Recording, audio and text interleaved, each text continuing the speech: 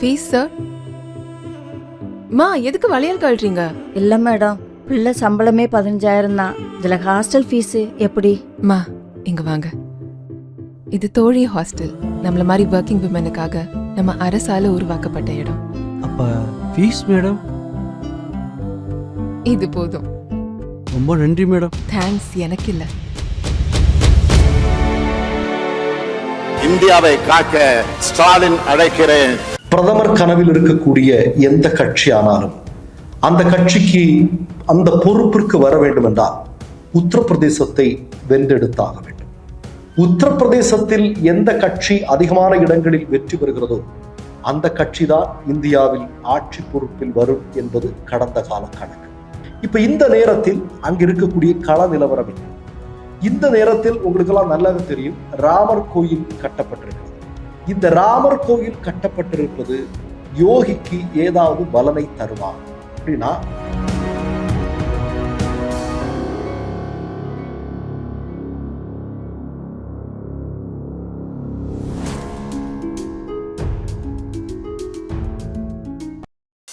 Mister perfect extra gold திருமணமான ஆண்களுக்கு திருப்பு முனையை ஏற்படுத்தும் ஹலாலான இயற்கை வியாகரா.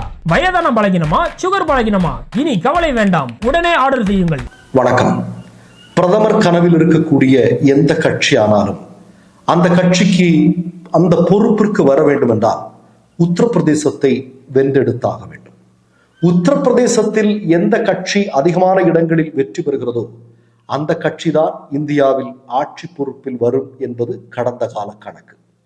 இப்போ உத்தரப்பிரதேசத்தில் கடந்த 10 வருடங்களாக சட்டமன்ற தேர்தலிலும் சரி, பாராளுமன்ற தேர்தலிலும் சரி, மிகப்பெரிய செல்வாக்கை, மிகப்பெரிய வெற்றியை பதிவு செய்திருக்கக்கூடிய கட்சி எது? பாஜக. அதாவது நீங்க பாத்தீங்க அப்படின்னா, இந்தியாவில் இருக்கக்கூடிய மிகப்பெரிய அதாவது 80க்கும் அதிகமான பாராளுமன்ற இடங்கள் உள்ள உத்தரப்பிரதேசத்தில் 2014 நடைபெற்ற தேர்தலில் பாஜக 71 இடங்களில் வெற்றி பெற்றது. அதாவது மொத்தம் இருக்கக்கூடிய 80 இடங்களில் 71 இடங்களில் வெற்றி பெற்றது. கூடுதலாக அவர்களுடைய கூட்டணி கட்சிகளுக்கு 2 இடங்கள் ஒதுக்கப்பட்டிருந்தது. அந்த 2 இடங்களிலும் கூட்டணி கட்சிகள் வெற்றி பெற்ற மொத்தமாக 73, அதாவது 80இல் 73 இடங்களில் பாஜக வெற்றி பெற்றது என்பது உண்மை. அடுத்தது 2019 தேர்தல். 2019 தேர்தல்ல அதற்கு முந்தைய தேர்தலில் 71 இடங்களில் வெற்றி பெற்ற பாஜக இந்த முறை 62 இடங்களில் மட்டுமே வெற்றி பெற்றது. கூட்டணி கட்சிகள் அதே 2 இடங்களில் வெற்றி பெற்றார்கள். மொத்தமாக 63, அதாவது 10 இடங்கள் 2014 பாராளுமன்ற தேர்தலை விட குறைவாக பெற்றார்கள் என்பதுதான் உண்மை. அடுத்ததாக சட்டமன்ற தேர்தல். சட்டமன்ற தேர்தலிலும் இதே மாதிரியான ஒரு மிகப்பெரிய வீழ்ச்சியை பாஜக சந்தித்திருக்கிறது. அதாவது 2017 நடைபெற்ற தேர்தலில் 325 இடங்களில் அங்கே பாஜக வெற்றி பெறுகிறது.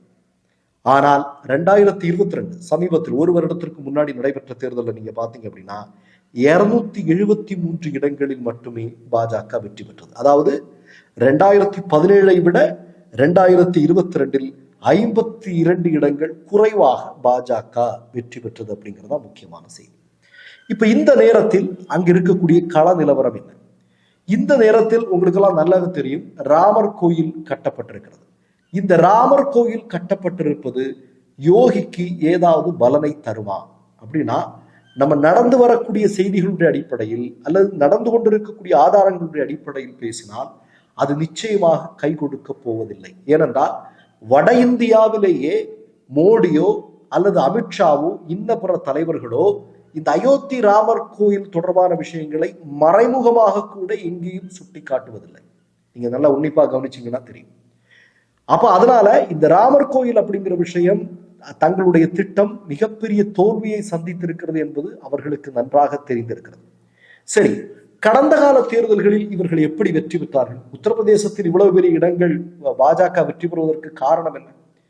அதாவது உங்களுக்கு தெரியும், ஒரு சட்டமன்ற தேர்தலுக்கு முன்பு ஒரு மிகப்பெரிய கலவரம் கட்டவிழ்த்து விடப்படுகிறது இல்லையா? முசாபர் நகர் கலவரம். முசாபர் நகர் கலவரத்தினுடைய காரணம் என்ன?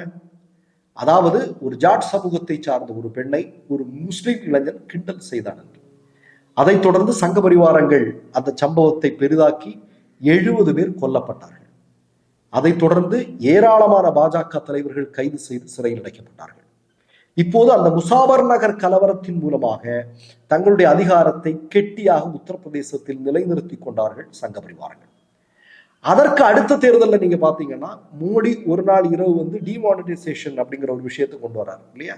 கருப்பு பணத்தை ஒழிக்க போறேன் அப்படிங்கிற பேர்ல நோட்டுகளுக்கு தடை, அதுவரையிலும் பயன்படுத்தி கொண்ட ரூபாய் தாள்களுக்கு தடை, புதிதாக நோட்டுகள் அச்சிட போகிறோம் என்கிற விஷயத்தை அவர் சொல்கிறார்.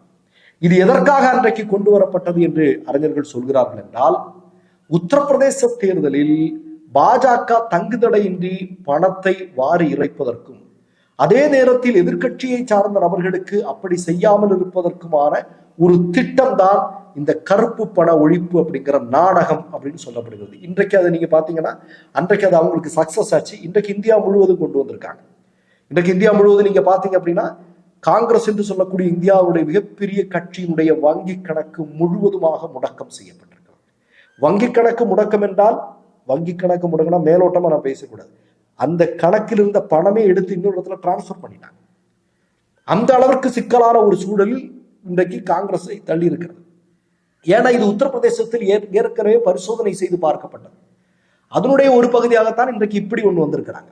சரி, அடுத்ததாக என்ன அப்படின்னா, உத்தரப்பிரதேசத்தில் பாஜகவுடைய வெற்றி என்பது அவ்வளவு சுலபமானதல்ல.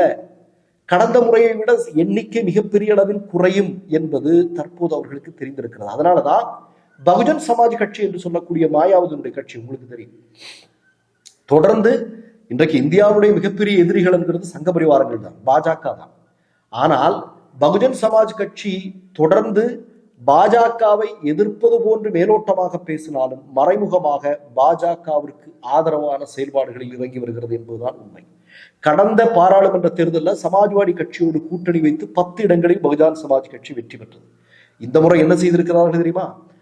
RSS திட்டங்களுக்கு ஏற்ப பகுஜன் சமாஜ் கட்சி பெரும்பாலான இடங்களில் முஸ்லிம் வேட்பாளர்களை நிறுத்தி இருக்கிறார்கள். எதற்காக அவர்கள் முஸ்லிம் வேட்பாளர்களை நிறுத்தியிருக்கிறார்கள்? பீகார்ல ஓவைசி பெரும்பாலான இடங்களில் இந்தியா கூட்டணிக்கு எதிராக முஸ்லிம் வேட்பாளர்களை நிறுத்தி இருக்கிறார்கள். அதற்கு என்ன காரணம்? ஏன்னா நமக்கு தெரியும், முஸ்லிம்கள் பாஜகவிற்கு வாக்களிக்க போவதில்லை இல்லையா? அப்படி என்றால் முஸ்லிம்களுடைய வாக்குகளை சிதறடிப்பதன் மூலமாக பாஜகவினுடைய வெற்றியை சுலபமாக்குவது. இதற்கு மாயாவதி என்ன செய்கிறார் அப்படின்னா, RSS திட்டத்திற்கு ஏற்ப தன்னுடைய காய்களை உத்தரப்பிரதேசத்தில் நகர்த்தி கொண்டிருக்கிறார். பெரும்பாலான இடங்களில் முஸ்லிம் வேட்பாளர்கள் நிறுத்தப்பட்டிருக்கிறார்கள். இப்ப நான் என்ன சொல்றேன் அப்படின்னா, நீங்க இப்படி இந்த மாதிரி முஸ்லிம் வேட்பாளர்கள் நிறுத்தும் போது இந்தியா கூட்டணிக்கு வர வேண்டிய முஸ்லிம் மக்களுடைய வாக்குகள் பிரிக்கப்படுவதன் மூலமாக ரொம்ப சுலபமாக பாஜக வெற்றி பெற வேண்டும் என்பது அவர்கள் கணக்கு. ஆனால் நீங்க இந்த இடத்துல இன்னொரு விஷயம் பார்க்கணும்.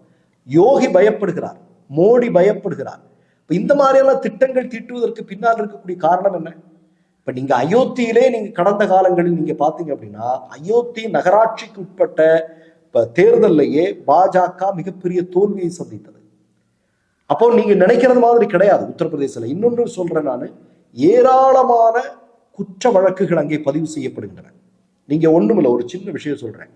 இந்த தூரதர்ஷன்ல தினமும் 7 மணிக்கு சித்திரகார் அப்படின்னு ஒரு நிகழ்ச்சி போடுவாங்க. அந்த நிகழ்ச்சிக்கு முன்னாடி இந்த காணவில்லை அப்படின்னு முன்னாடி டிடி பொதிகையில் எல்லாம் நீங்க பார்த்துருப்பீங்க. அது ஒளிபரப்பாகும். அதுல ஆண்கள் பெண்கள் பெரும்பாலும் காணாமல் போகக்கூடிய மாநிலம் எதுன்னா உத்தரப்பிரதேசம், ஹரியானா. 2 இடத்துலையும் பாஜக தான் ஆட்சி பொறுப்பில் இருக்காங்க.